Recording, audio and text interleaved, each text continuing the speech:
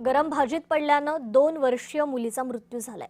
छत्रपती संभाजीनगरच्या मुद्देशवाड गावातील ही हृदयद्रावक घटना आहे। ऋतुजा राजपूत 19 जुलैला घरात गरम भाजीत पडली। घाटी रुग्णालयात उपचारादरम्यान तिचा मृत्यू झालेला आहे। अधिक जाणून घेऊयात या संदर्भात आपले प्रतिनिधी विजय चिडे यांच्याकडून। विजय, अतिशय हृदयद्रावक अशी ही घटना घडलेली आहे, नेमकी कशी ही घटना घडली आहे?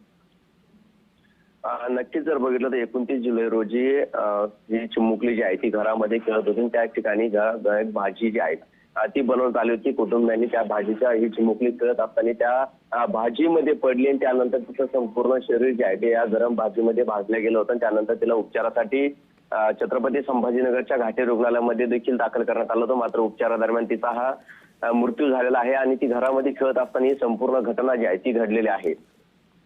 अगदीच विजय, खरं तर पालकांचं या ठिकाणी दुर्लक्ष झालेलं आहे का आणि म्हणूनच कुठेतरी या चिमुकलीने आपला जीव गमावलाय? नक्कीच जर बघितलं तर चिमुकली जी आहे ती घरामध्ये खेळत होती। त्याच वेळी तिचे आई वडील देखील त्या ठिकाणी देखील उपस्थित होते।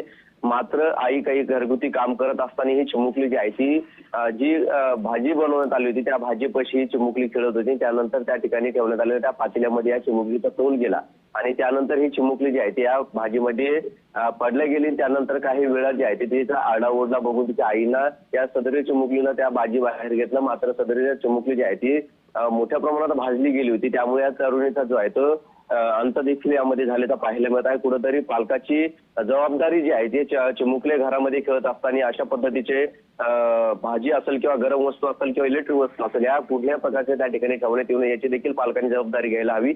मात्र आता आई आणि वडील हे दोघेही त्या ठिकाणी असताना या चिमुकलीचा मृत्यू झालेला आहे। अगदीच विजय, खूप दुर्दैवी घटना आहे। तुर्तास धन्यवाद आपण दिलेल्या या अधिकच्या माहितीबद्दल।